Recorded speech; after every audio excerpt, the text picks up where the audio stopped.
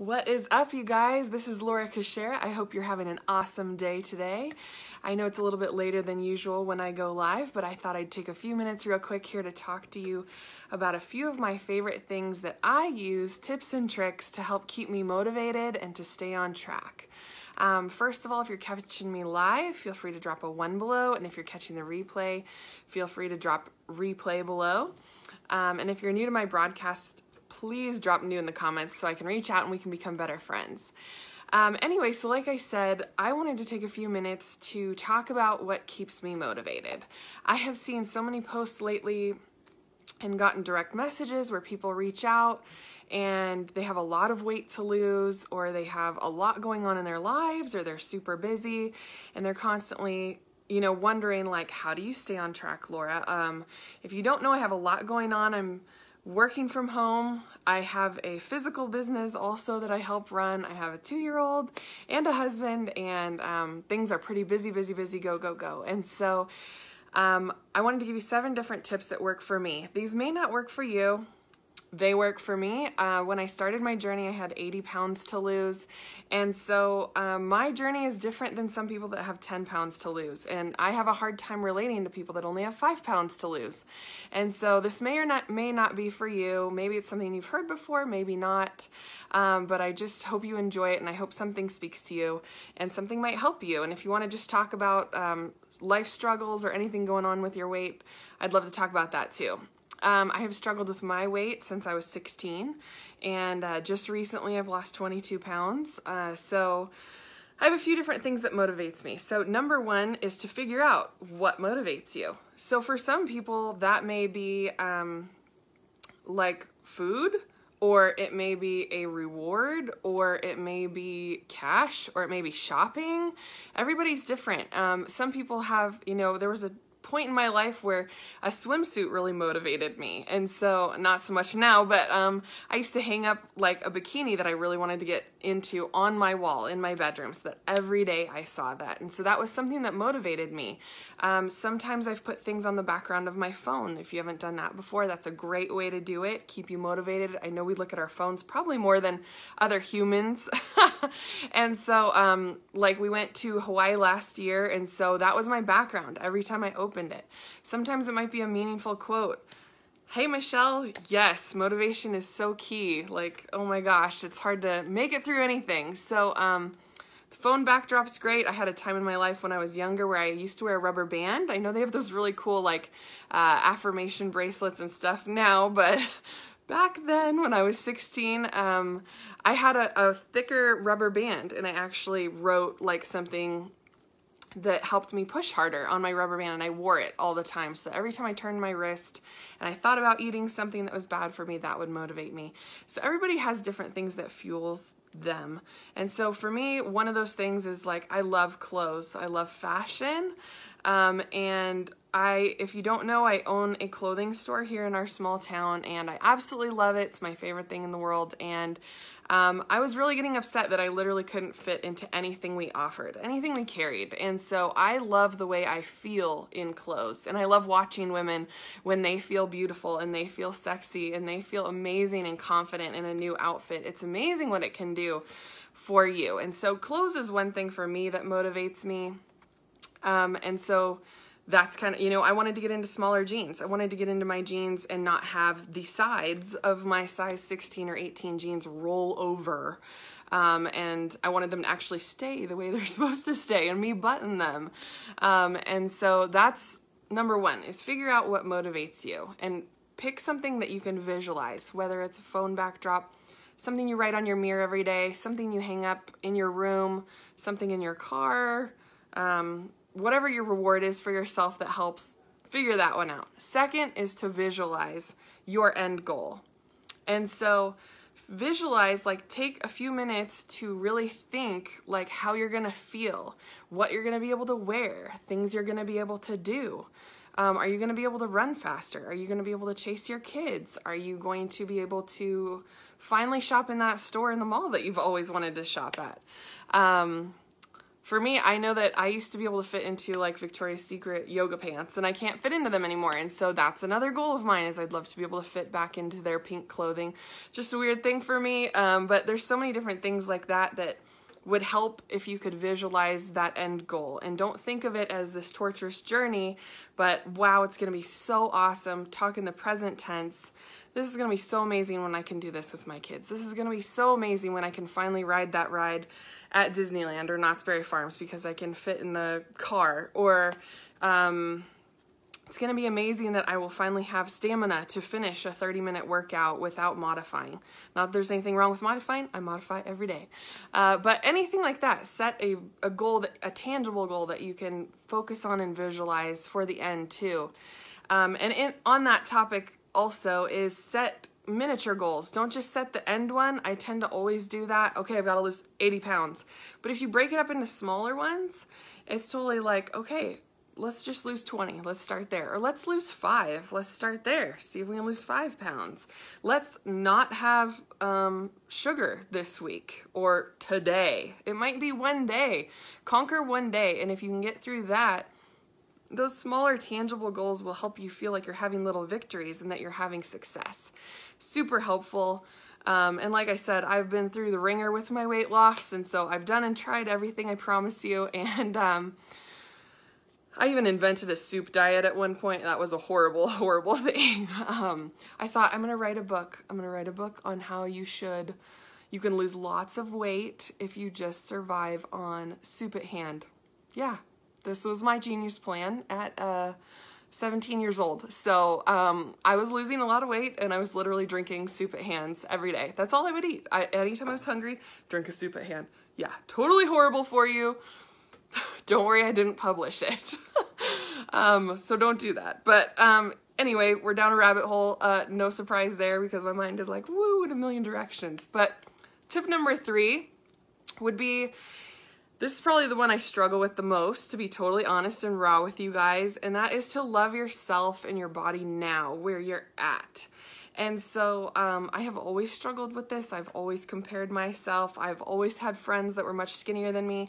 I'm 5'11", and so my weight has always been much higher, even at my healthiest size. I've always been a lot heavier than other people, just in general.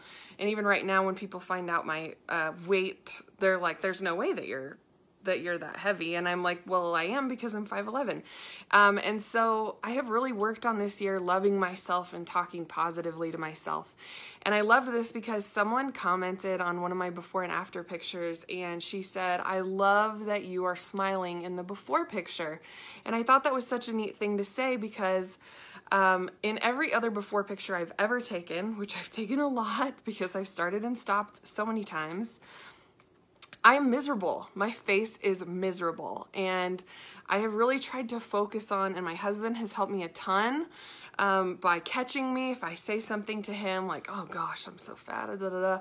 You know, excuse me, whale coming through, like, and of course we always like joke about it, but those jokes, you know, I know are deep down, and they're totally like, you know, eating me away, of course. And so he's really helped me with that, and I've really focused on make sure you like get rid of toxic people. So if there's people that talk down to you, if there's people you follow on Instagram or Facebook that make you feel bad about yourself, follow people that inspire you. I have suddenly followed like a bunch of moms on Instagram and Facebook who are curvy and who have had C-sections and who have love handles and stuff like me. And so that when I see them, I'm like, yes, you are killing it.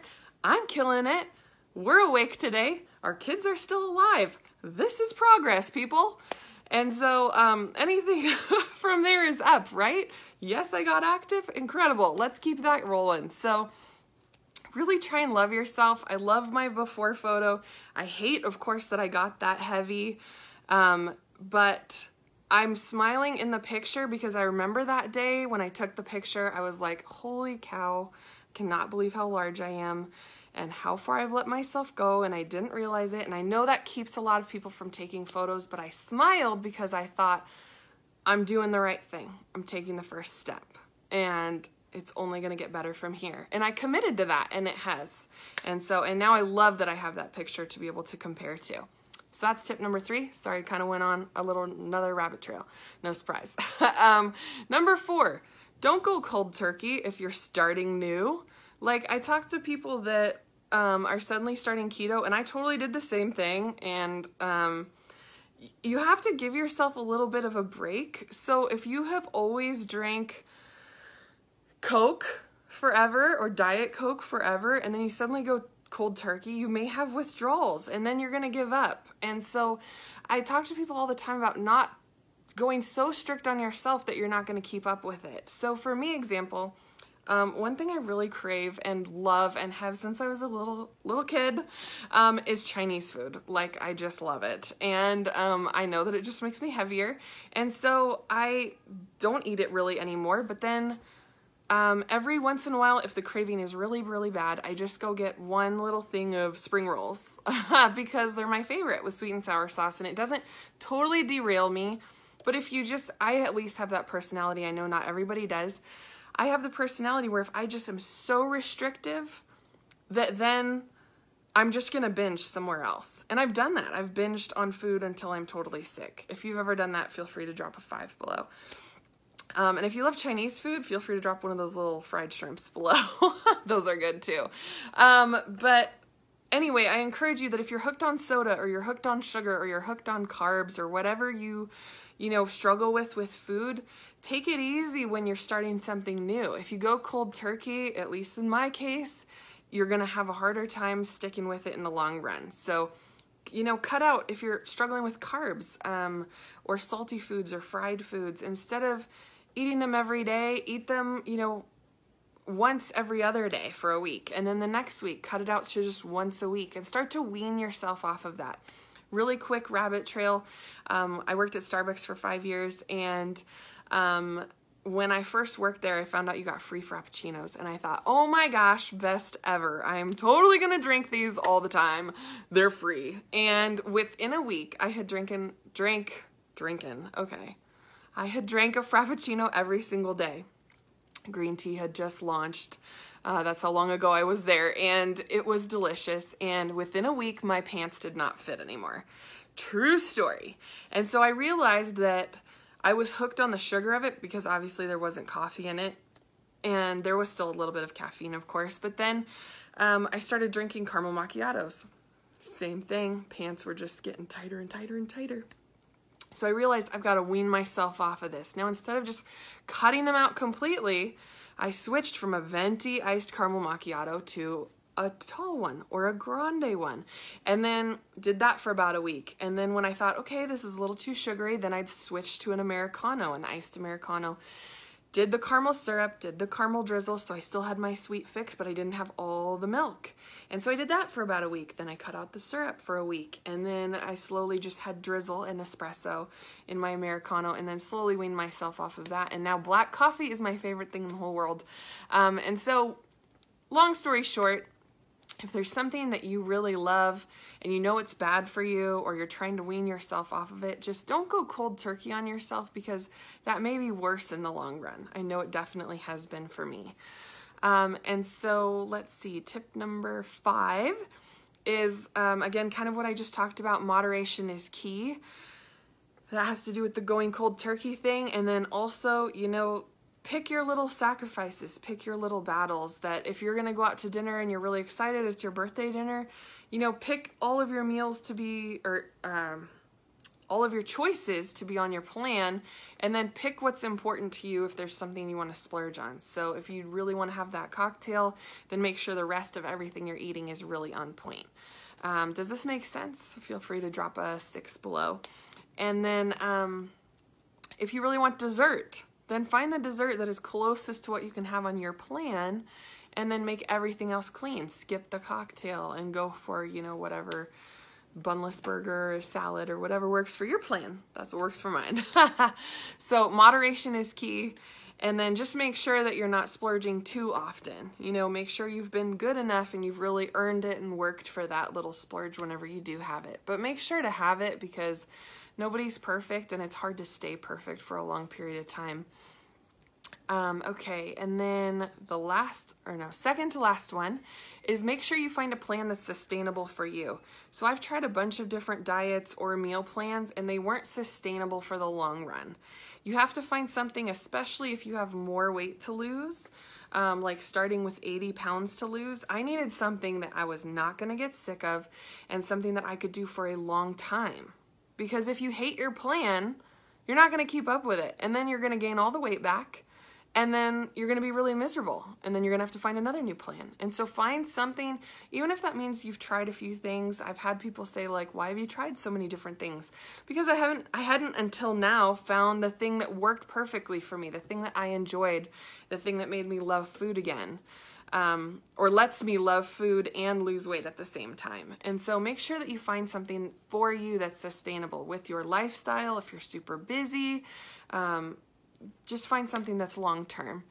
And then lastly is to get rid of temptation. So I've talked to several people that, are struggling at home with not being tempted by what their kids are eating or what their husbands are eating or spouse, whatever.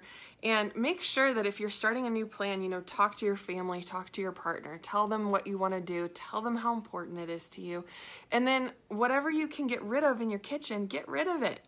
For example, I really struggle with chips and dip, chips and salsa in general, and so I had to throw it all away because if it's there, I will eat it. I am one of those people. I highly respect the people that can like have a tub of ice cream sit in their freezer, and I can't do it. Like I will eat the whole thing in one serving because better get rid of it. Might as well eat it, right? No, yeah, totally makes sense. If you've done that, feel free to drop an ice cream below.